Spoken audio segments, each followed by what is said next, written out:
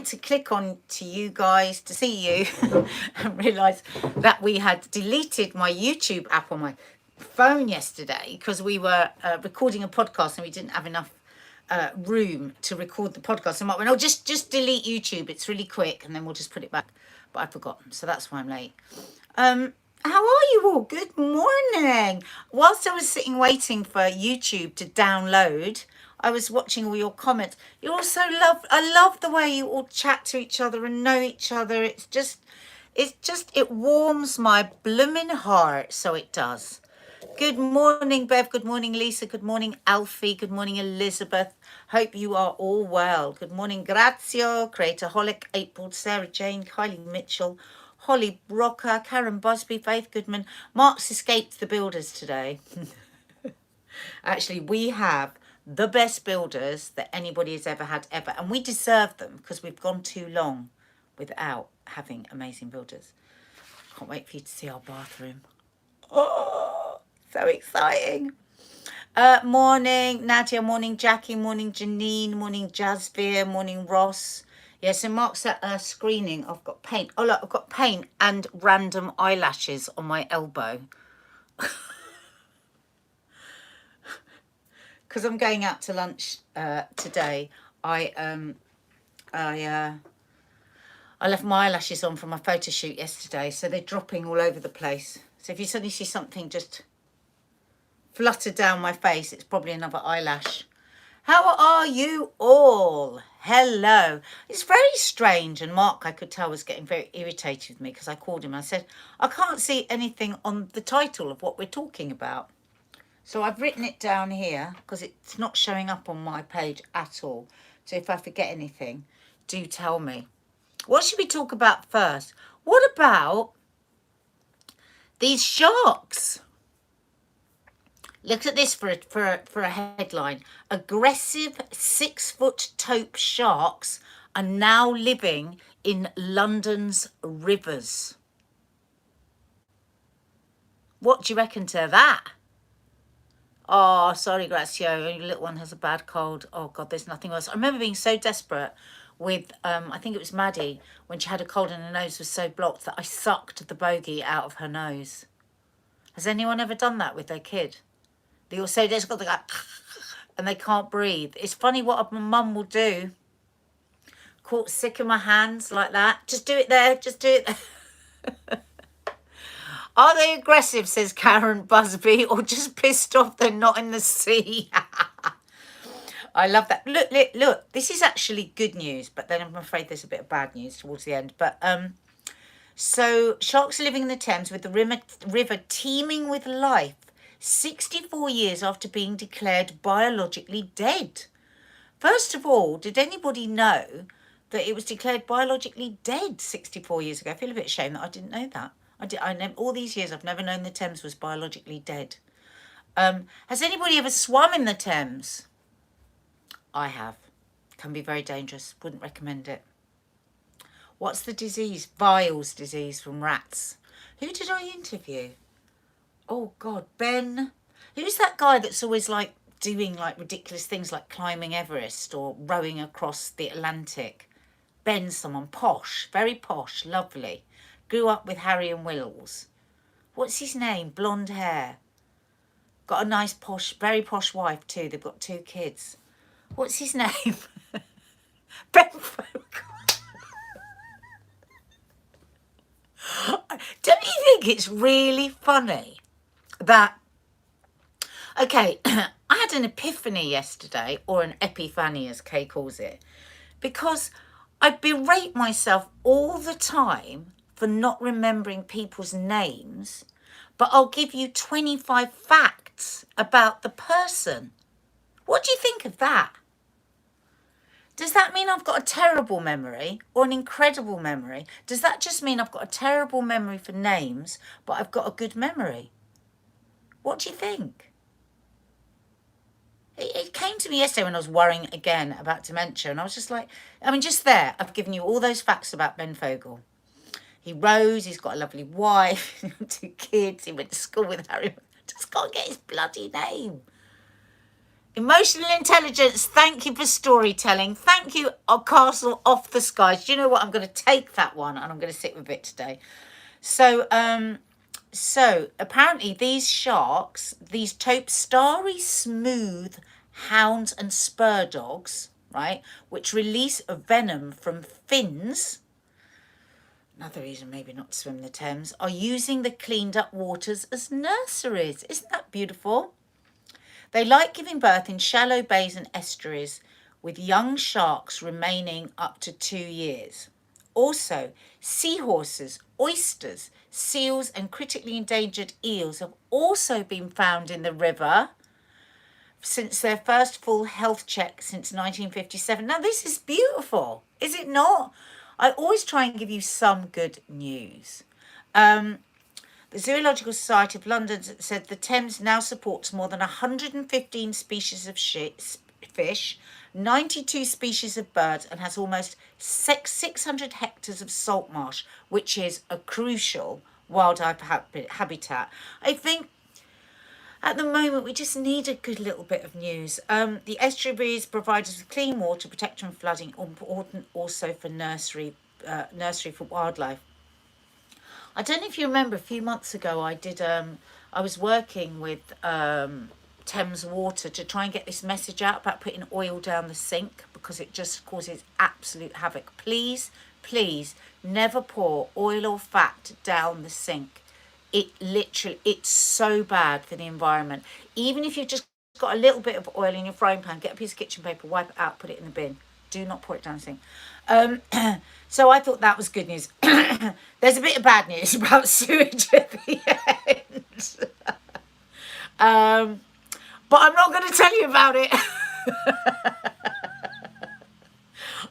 Am I allowed to editorialise in this way? Yeah, fuck it. I'm in my cupboard. I can do what I like. I'm just giving you the good news. How about that? Does that make you feel nice? Good. That's what we're doing. Okay, let's get rid of that story. Oh, I'm doing well here. Another thing I thought would be nice to talk about our baby's first words. This is actually off the back of a story that isn't very happy, actually. It's about babies born in the pandemic and post-pandemic and going back into the world and, you know, meeting people and all of that stuff. It just must be so... I missed, through the pandemic, smiling at babies and getting those smiles back when you had the mask on. I really missed that. Anyway, this story is around this woman saying that her baby's first word was mask, which is so sad, isn't it? But we're not going to be sad. We're going to talk about our baby's first words because ours is very funny. Kiki's first word when she stubbed her toe on the door, first 2 words, was fucking hell. And it was awful because, of course, we laughed our heads off. Correct use of the words. That's what I do when I stub my toe. And, but of course, because we all howled with laughter, she didn't know what it meant. She thought, oh, that's what you do when you stub your toe. That's what you say, because that's all she will have ever seen. It's been like, fuck it out. Ah, ah, ah. So that was her first words. And then, of course, because we'd all laughed, she just kept saying it all the time.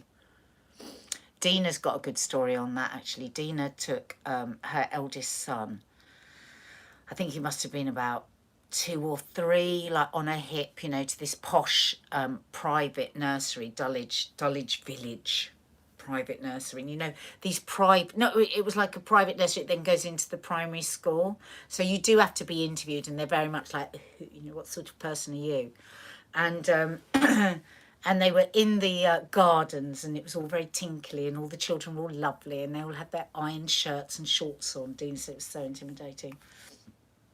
And down at the end of the garden area of the school, there was a train track, and a train went past, and it was quite quiet. And her son went at the top of his voice, pointed and went, "It's a fucking train." But the thing was, the awful thing was she was so hungover as well, like she was shaking. she said it was probably a good thing because when she'd have had to have spoken to the head or whatever, she would have reeked of booze anyway. So, and she literally just ran out. As soon as she said fucking train, she just ran out. And Maddie had a really strange first word, handle. We've never really been able to work that out because we haven't really got any handles. It was so funny because we've had the downstairs loo redone, okay, and you know, a new floor, new toilet and sink, not a new shower, new toilet and sink, new cabinet, everything. And the girls, Kiki came home from school and it was all finished, and she went into the loo and she came out, she went, Mum, the bath, I know, isn't it gorgeous? She went, it's got a lock. Because in their whole lives, they've never sat on the loo with a lock. And there's never been, she's never had a door handle. She's got a handle now. So we just don't know where, and we've hardly got any doors. For some reason, we don't like doors. But, yeah. So her first word was handle. Your first one was mum and dad. Well, I would have liked that, Nicola. My boy's first word was book, and he wants to be an author. My daughter's was her brother's name. Oh, that's so lovely. That's Minky Moo. Russ Souch. My daughter's first word was clean. No idea why. We must have been scrubbing so much due to COVID. Oh, that's a bit sad as well, isn't it? Karen Ula. Our son's first word was Asda. We're going to Asda? Let's go to Asda. It's quite an easy word, Asda. Mama, dada. Asda's an easy word, I think that's why. Sarah Jane, mine said dad before mum, which was odd as he's never known a father. But dada. It was like, because Kiki said, wasn't my first word dada? I said, oh, everybody's first word is dada. That's not included. That's just a sound. That's not a word. And Mark's face just dropped this morning. He went, oh, thanks very much. True, though. My first word was a whole sentence of Grandad, you did that because a seagull had shit on your head. No. Angie Knowles, I love that. Elizabeth Gordon, my son's first word was bubble. When you saw the bubbles in the bubble. Sweet innocence of that compared to my fucking hell. So nice. Karen T, my daughter's first word was car. Car. Sarah Fox, is it bad that I can't remember either of mine's first words? No. Do you know what? I've all my life before I had kids, whenever I asked my mum something about my childhood or about her birth, and she would say, well, I don't know, I can't remember. It's probably a little bit to do with the way she said it. I would just feel like so hurt. I was just like, oh my God, you literally don't remember anything about me. And then you have kids and you realise you don't remember anything either. So no, I don't think it is bad. What's that? Are you looking forward to the Ultimate Housewives girls trip next week? What's that, Chelsea girl? I'm looking forward to my Ultimate Housewives girls trip this week. I'm going away with Kay and Jane Moore this weekend. Yay! Yeah, I'm looking forward to that. It's really weird though. I'm also a bit anxious about going away. Oh, everything that's got to be done. Oh, and I thought, God, just stop it. It's so bad, isn't it? Like even going out to lunch today, I'm like, oh yeah, I'd love to go out to lunch, but I'm thinking, what about this? What about that? It's workaholism. I think my daughter's was juice, Julie Ebbets. Don't you love the way babies say juice? Deuce. Oh my God, deuce in a bob. Oh, to just hear those words again, bob. Oh, I'm going to be the sort of gran that's just going to be so happy to just sit with them with the bob forever. Oh, that was nice. I liked hearing about your kids' first words. My friend's son's first word was Hoover. For Hoover. Oh, Sarah Jane, Nadia, have you ever dealt with Cams? My 10-year-old has bad mental health issues. Cams have blamed me totally and said I overmother him and pander. They've never even met him. Well, that seems extraordinary. Are you sure you were talking to a professional? You know who I always recommend? I recommend Google Young Minds UK. They're a really fabulous charity. and you can either email them or you can book a phone call for just sort of free advice. I've got a friend at the moment whose child is really, really suffering, and oh my God, those waiting lists on CAMHS are just petrifying, aren't they? So a lot of people don't think of reaching out to these charities, but they do amazing work. And Mark always gives that advice as well. So check out Young Minds UK and have a chat with them. That doesn't sound right to me at all. No counsellor would say something as aggressive as that to a parent. They might think it and try and support a parent to maybe think about how they could maybe adjust what they're doing with their child, because often a lot of us can have very overprotective moments, but that will be down to our anxiety, so it's not something you should ever be attacked for. So I think there's something gone a bit wrong there. CAMHS, they're overwhelmed like everything else. The waiting lists are just horrendous. We've got a bloody nightmare out there. We really have. Mark's doing his... I'm going to be doing Mark's the same course as Mark, counselling. Haven't told you that, guys, have I? I'm going to start in September. I'm applying to start in September. Yeah. What's that? Oh, I was building the upstairs bathroom. Just joined after kids gone to school. Hi, Ellen. Nice to see you. You'll have to go back and check everything that we've said about sharks and baby's first words. And I can't remember what the other thing we spoke about.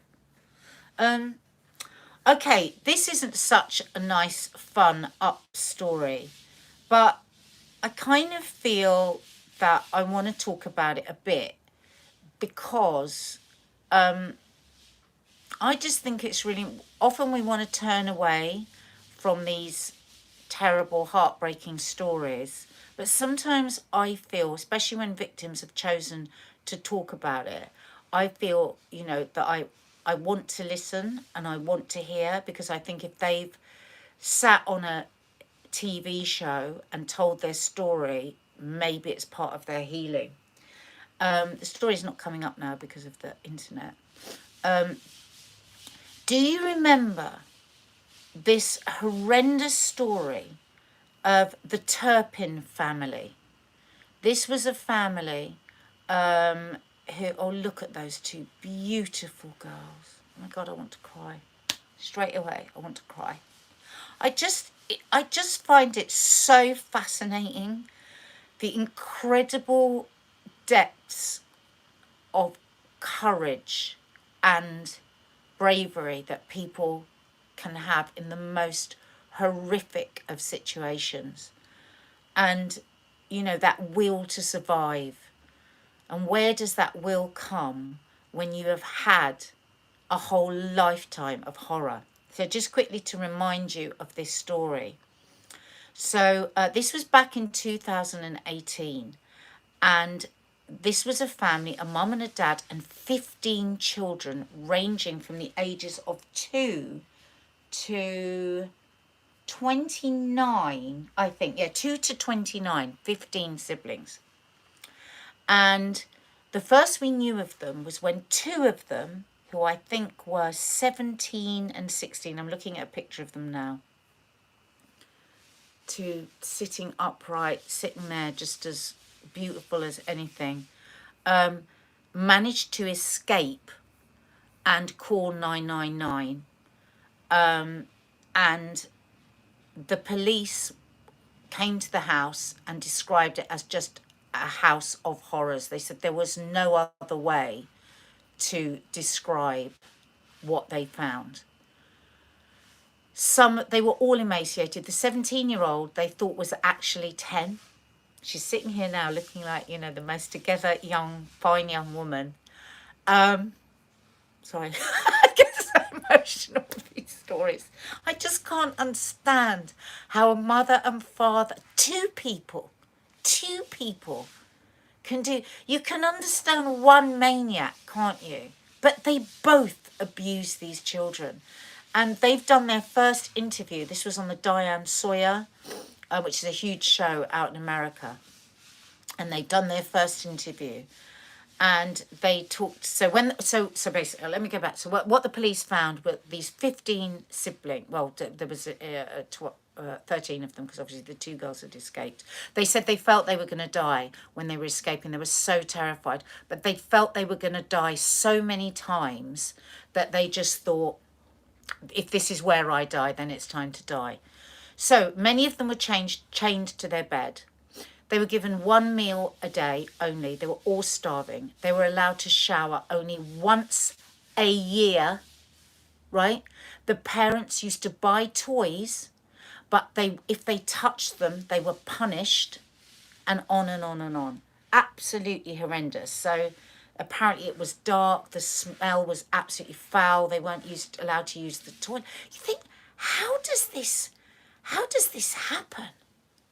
How does a neighbourhood, nobody in a neighbourhood know that or question it?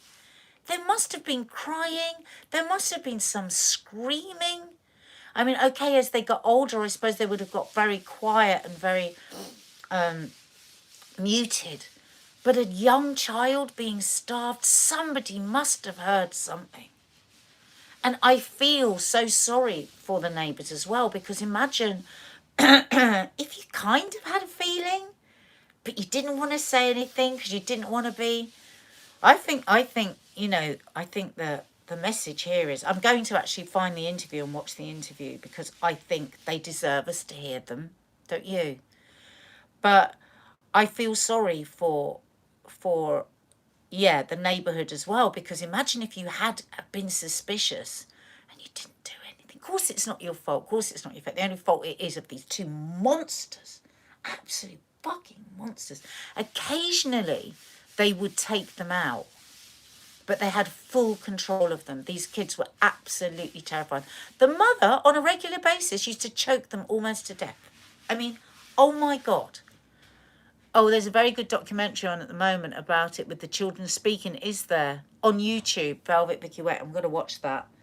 But anyway, let's end discussing this with how extraordinary.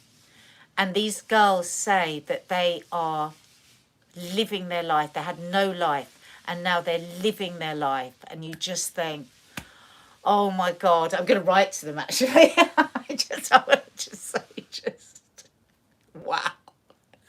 Wow. And those 2 brave girls that escaped, they got away and they saved all their siblings. It's just so extraordinary. In the end, it's such a good news story, but of course how they suffered. Oh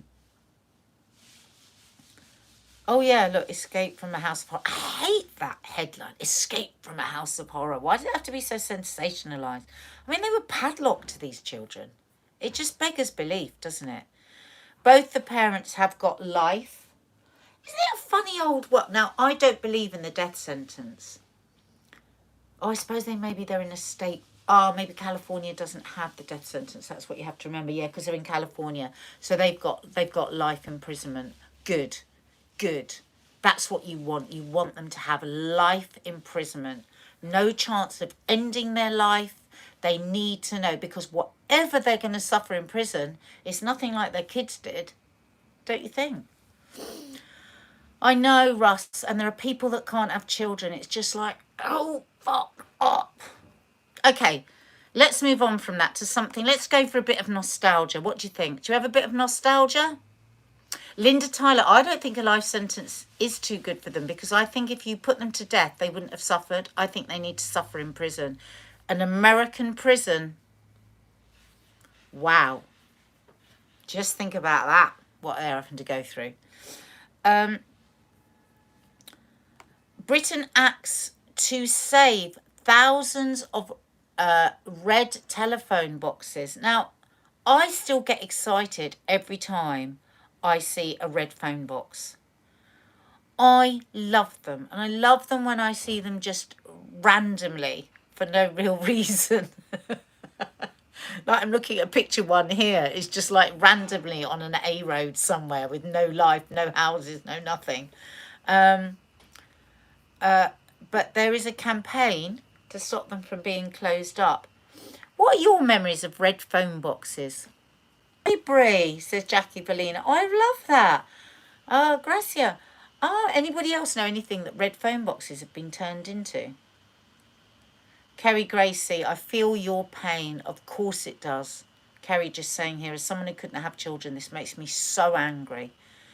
It's just so unfair, isn't it? It's just as simple as that. There's no bloody word for it. A house near us has one in their driveway, says Faith Good. Well, this is it. I mean, they are. I mean, I think they sell for quite a lot of money, don't they? You'll go off to other countries and see them just randomly placed because they are just, they're so quintessentially British, aren't they? You think of red letterboxes, you think of policemen with no guns and thingy hats, you think of black cabs. I mean, they're just part of our heritage. They're part of our past. And I think, I don't really understand, and it's annoying because I can't get the story up. I don't really understand why we have to get rid of them. Red phone box are vanishing. Could one idea for their replacement help prevent suicide? I think this is the new phones that they're thinking of. But you know what? Why can't we have new phones and keep the old red letterboxes? I mean, I'm all for getting a new phone that people can reach services, mental health services or emergency services quicker. But, oh, they do stink, you're right. Member for 11 months, Aaron. Nearly a year member. Oh, love this channel. And we love having you as part of our channel, Aaron. Defibrillator, excellent idea for them. Yes, apparently there are... Where were we, actually? Last year it was in one of our vlogs. Can anyone remember? Who can remember what the vlog was where we saw a defibrillator in a red phone box? Jean Tootle. Yeah, I don't understand it. They don't take up much room. Why can't we just keep them? Oh, you should get a banner coming up, Velvet Vicky. If you've been there for 2 years, it will come up. Big kiss. If not, contact YouTube because obviously we don't have any control over it. Yeah, Tina Davis. Tina Davis is bringing us right back to earth. Get out of your nostalgic moment. I remember they stunk of wee and were vandalised. But I'm thinking more of like when you had a boyfriend and you wanted to call your boyfriend and then you would phone and you would wait for them to call you back, or you would do the beep, beep, beep. Or I loved, do you know what I loved? What was it you used to do when you used to ring the operator and ask them to reverse the charges? And I love my mum, and my mum's a brilliant, brilliant mum. But my mum isn't like in any way like a soft, snuggly mum. And I used to love it when I'd phone up and she would like always be really cool and calm, my mum. And I'd phone up and say, can I reverse the charges? And you'd hear them go through and then I'd say, caller's asked to reverse the charges. And my mum would always go, oh yes, like that, like straight away. And I used to love it because I knew she was like, knew it was probably me and was a bit worried. Is that a really sad buck thing to say? Oh look, she's just going to reverse the charges straight away.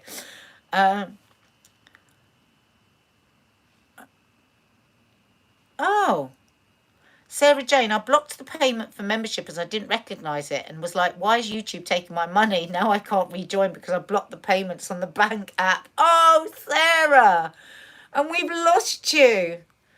And if you're wondering what people are talking, it costs 37p a week, or 47p, I can't remember, 47p a week to be a member. So if you're not a member, join. Because we do lots of lovely stuff over there. And we're going to be doing a bit of extra vlogmasy stuff there.